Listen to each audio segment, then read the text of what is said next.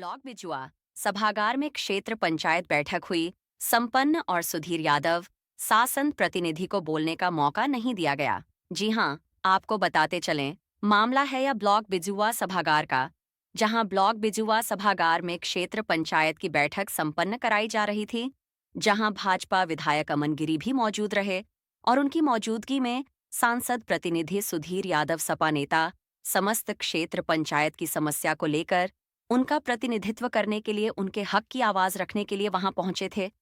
लेकिन उनका वहां जाना शायद लोगों को खल गया, क्योंकि भाजपा पार्टी के मौजूदा विधायक और कार्यकर्ता थे वहां मौजूद, लेकिन सुधीर यादव जी सांसद प्रतिनिधि सपा नेता थे।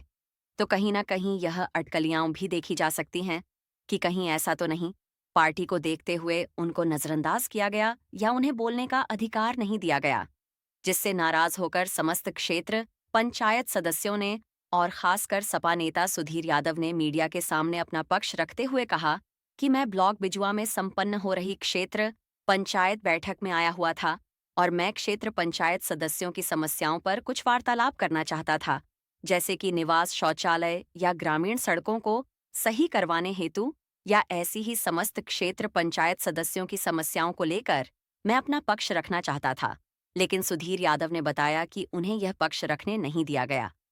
इससे सुधीर यादव, जो कि सांसद प्रतिनिधि हैं, मौजूदा और सपा के भाग नेता हैं, लेकिन फिर भी उन्हें बोलने का अधिकार नहीं दिया गया, मौका नहीं दिया गया, जिससे नाराज होते हुए सपा नेता सुधीर यादव ने बैठक से बाहर जाकर मीडिया कर्मियों से की बातचीत। और आपको बताते चलें कि जहां क्षेत्र पंचायत की बैठक थी, वहां क्षेत्र पंचायत की समस्याओं को लेकर बोलने वाले सांसद प्रतिनिधि को ही नहीं बोलने दिया गया। तो फिर बैठक का क्या अर्थ निकला? क्या बैठक का कोई भी शब्द सार्थक हो सका नहीं? इसलिए भी खासकर सुधीर यादव जी में नाराजगी जाहिर की और यह भी बताया कि सरकार के सारे वादे हवा हवाई नजर आ रहे। मनरेगा जैसी तमाम सुविधाएं सिर्फ रजिस्टर में ही दम तोड़कर रह जाती हैं, उसका लाभ जमीनी स्तर पर नहीं पहुंच पाता है। संवाददाता अंसार योजना हो, चाहे वो मुख्यमंत्री आवास विकास योजना हो, चाहे वो हर घर जल मिशन योजना हो, चाहे वो विधवा पेंशन योजना हो, चाहे वो हमारी किसान सम्मान निधि की तरफ योजना हो, चाहे अन्य कितनी योजनाएं मैं गिरा दूं, कोई यह नहीं कह सकता कि वो धरातल पर उतर के नहीं है।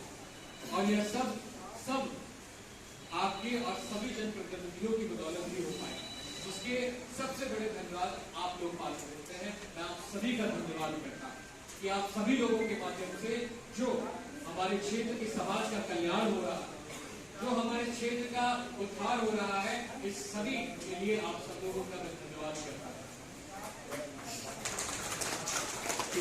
घर योजना जिस तरीके से अभी आप सब लोगों को अवगत कराया जा रहा था, एक बहुत ही लाभकारी योजना और बहुत ही महत्वपूर्ण योजनाओं में से भी मैं कितने ही अपने साथियों को जानता हूँ, चाहे वो शहर में हो चाहे वो ग्रामीण क्षेत्र में हो, अगर किसी के यहाँ 2 किलोवाट या 3 किलोवाट के कनेक्शन थे और उन लोगों ने अगर 3 सूर्य घर योजना के तहत अगर लाभ लेने का काम करा है, तो आज के समय में उसके घर का बिल शून्य आता है।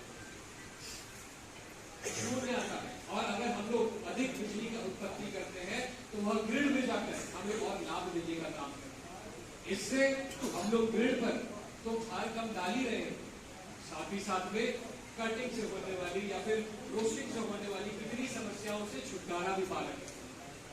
यह हम सब लोगों के क्षेत्र के लिए एक जीवनदान योजना है।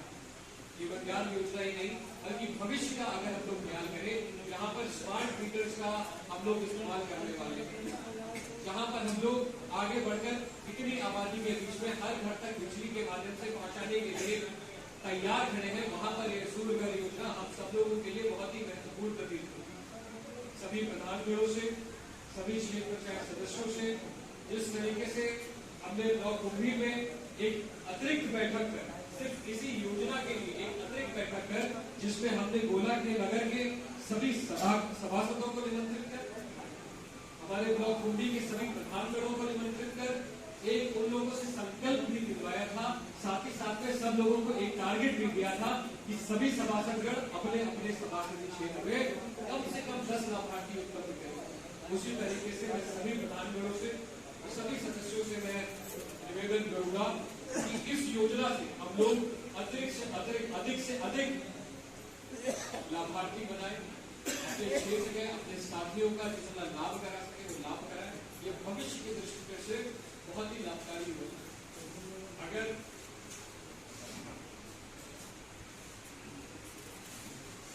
जिस तरीके से अभी डीओ साहब हम सभी लोगों को अवगत करा रहे थे कि लिस्ट, हमारी जो आवासों की लिस्ट है वो पुनः तैयार करी जा रही है, ये भी एक बहुत महत्वपूर्ण विषय है।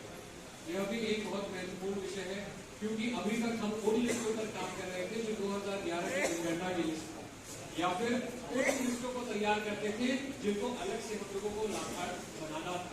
जैसे कि विधवाओं को 18 से 40 वर्ष की अगर कोई आयु की विधवा है तो उसको अतिरिक्त लाभार्थी बनाना था, या फिर हमारे यहाँ जो विकलांग जन थे, विकलांग साथी थे, उन लोगों को किसी तरीके से लाभार्थी बनाना था। तो उनका विशेष रूप से भारत सरकार ने, हमारी उत्तर प्रदेश सरकार ने विशेष रूप से इनका ध्यान रखते हुए, उनके बारे में सोचते हुए उनको और भी ज्यादा लाभान्वित करने का काम करा। साथ ही साथ में अभी जो नई लिस्ट तैयार हो रही है इसके बारे में सभी से मैं कहूँगा चिंता करें। अगर कोई ऐसे पात्र हमारे साथी हैं जो पूरी लिस्ट में अगर नहीं छूट रहे हो तो उनका इस लिस्ट में नाम बढ़वाने का काम करें ताकि उनका जांच कर सत्यापन कर पार्टियों को जो पार्टनर उनको आवाज मिल जाए। लेकिन वीडियो साहब समस्त हमारे अधिकारी का जो यहाँ पर उपस्थित है, ये मैं आप लोगों से भी कहना चाहूंगा कि यहाँ पर उपस्थित हर एक व्यक्ति चाहे हमारे क्षेत्र के दिया गया। तो आइए हम इनसे सीधा जानकारी लेने का प्रयास करते हैं कि किस चीज की जो समस्याएं हैं और ये कहाँ से आए हुए हैं और किस पद पर नियुक्त हैं। क्या नाम है तेरा? हमारा नाम यादव एडवोकेट है। हम माननीय सांसद 28 के लिए लोकसभा आदरणीय उत्कर्ष वर्मा। हेलो, एगर काटिंग तो और यहाँ पर कई समस्याएं थी। माननीय सांसद का कुछ संदेश था, काटिंग नहीं लगी जो अपने बेटी से काटिंग कहाँ लगी, सदस्यगणों को पहुँचाना था, प्रधानगणों को पहुँचाना था। सांसद जी का कहना था कि सदन चलने जा रहा है 25 नवंबर से शरतकालीन सत्र चलता है।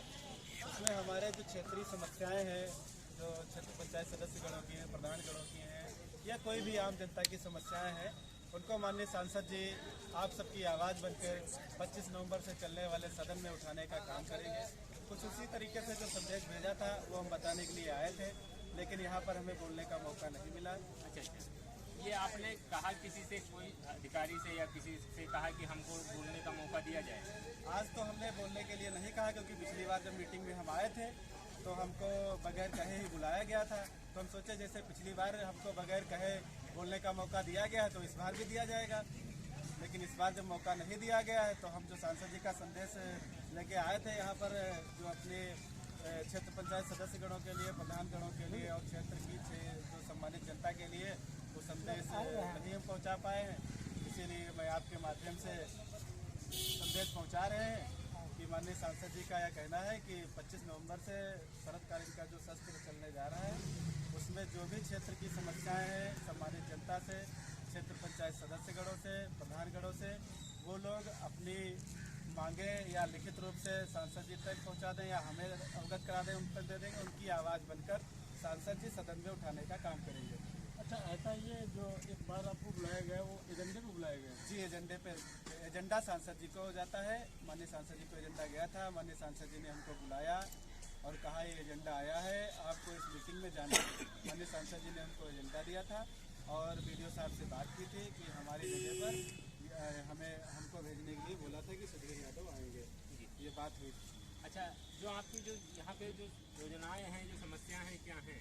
ये समस्याएं हमारी थी, कुछ बीडीसी सदस्यगणों की मांगे थी जिनको सुना जाए, उनका निस्तारण किया जाए। जैसे क्षेत्र पंचायत सदस्यगणों का कहना है कि हमारी कोई अधिकारी नहीं सुनता है, चाहे विकास खंड स्तर पर हो या तहसील स्तर पर हो, क्योंकि क्षेत्र पंचायत सदस्य भी एक जनता का चुना हुआ जनप्रतिनिधि वो होता है, तो उनकी भी समस्याएं अधिकारियों को सुनना चाहिए। क्योंकि कम से कम लगे तो जनता ने चुना है। अब क्षेत्र पंचायत सदस्य होता है, अगर कोई व्यक्ति जनता उसके पास कोई अपना परेशानी बताने जाता है, परेशानी लेकर जाता है, तो क्षेत्र पंचायत सदस्य उसकी एक पैरवी भी नहीं कर सकता है, चाहे चौकी पर हो या थाने पर हो या तहसील पर हो या ब्लॉक स्तर पर हो, कोई नहीं सुनता है। तो इसी संबंधित कुछ समस्या समस्या थी, एक वर्ष में जो शासनादेश आया है कि 6 मीटिंगें कराई जाएं क्षेत्र पंचायत सदस्यों की, जबकि 3 या 4 ही कराई दी जाती हैं। विकास कार्यों में जो शिलान्यास या उद्घाटन जो हो रहे हैं, जो शिलान्यास लगता है, उसमें अब माननीय सांसद जी का नाम अंकित किया जाएगा, क्योंकि वो अब इस क्षेत्र के सांसद हैं, तो उनका नाम भी अंकित किया जाना है। नरेगा भी नहीं हमारा धरातल पर। और क्षेत्र पंचायत सदस्यों की मांग है कि उनका जो मनरेगा का जो शासनादेश आया था वो भी अभी धरातल पर नहीं उतरा है, उस पर ध्यान दिया जाए। और सबसे बड़ी समस्या है जो आवारा पशु जो रोडों पे बैठे मिलते हैं, गांव में है, घना कोहरा हो रहा है, जिसके कारण दुर्घटना हो जाती है, कई लोगों की मृत्यु भी हो चुकी है। उसको भी सरकार द्वारा हर विकास खंड पे एक ट्रॉली उपलब्ध कराई है, जिसके माध्यम से उनको पकड़ा जाए। और रोडों से तो आवारा पशुओं को जरूर हटाया जाए, क्योंकि अब घना कोहरा हो रहा है, ताकि कोई भी आगे आने वाले समय में ऐसी कोई दुर्घटना ना घटे, इसका जिम्मेदार कोई प्रशासन हो इसमें। किसान भी परेशान है। और इसमें एक चीज़ और थी, जो विकास जो क्षेत्र पंचायत सदस्य के जो कार्य होते हैं, विकास होता है, तो वहाँ पे जैसे जिस क्षेत्र पंचायत सदस्य के क्षेत्र में विकास कार्य हो रहा है, तो विकास कार्य हो जाता है, वहाँ के बीडीसी को पता ही नहीं चलता है।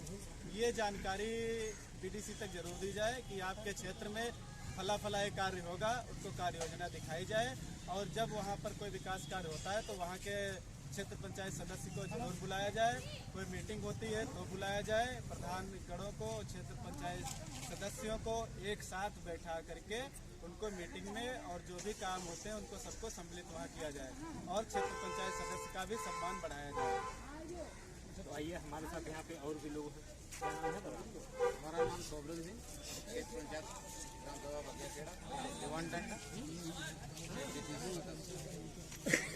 हमारा कहना ये है, सबसे ज़्यादा समस्या हमारी ये है कि इस समय जानवरों की जो किसान आत्महत्या कर रहा है, कि मान लो उनकी खड़ी फसल का नुकसान हो रहा है, उससे किसान अपनी कोई जहर खा रहा है, जानवरों की भी दुर्गत होती है। सबसे बड़ी समस्या हमारे क्षेत्र में ये फैली। तुम दवा लेते ले, इसका किसी तरह निस्तारण किया जाए। दवा लेते तुम। नरेगा हमारा केशव प्रसाद मौर्य द्वारा जो है लागू किया गया था, उसके बाद अभी तक जो है धरातल पे नहीं उतरा है। हम बिलास में जाते हैं तो दवा ले जाए, एक बार वो पैमाइश समाज के लिए जो है नेता बहुत भेजा था, उसके बाद तो दवा ले जाए। जहाँ कहाँ गुम हो गया है, पता नहीं क्या है, क्या करते हैं, मानते हैं, प्रशासन की मानते हैं ना। कभी बात हुई? जी बिल्कुल बात हुई है, बात हुई है, नपाई के लिए भेज भी दिया था, और बोले अब आप लोगों को नरेगा चलाया जाएगा, वो आज तक नहीं चल और कुछ बस अधिकार क्षेत्र पंचायत सदस्यों की जो समस्याएं हैं वो लगातार अपनी समस्याएं उठाने का कार्य कर रहे हैं, लेकिन यहाँ पे सुनने वाला इनकी जो समस्याएं हैं वो यहाँ पे जो आते हैं, जब ब्लॉक के अंदर आते हैं, इनकी जो समस्याएं हैं वो सुनी जाए, लेकिन आज तक इन लोगों की समस्याएं आज तक नहीं सुनी जा रही। तो आइए हमारे साथ यहाँ पे और भी लोग हैं। क्या नाम है?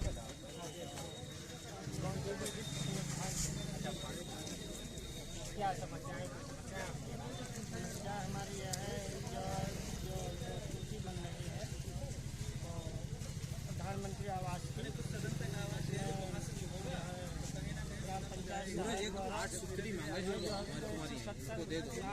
25 तारीख से चलेगा। अवगत कराया गया हमें कि जो है नाम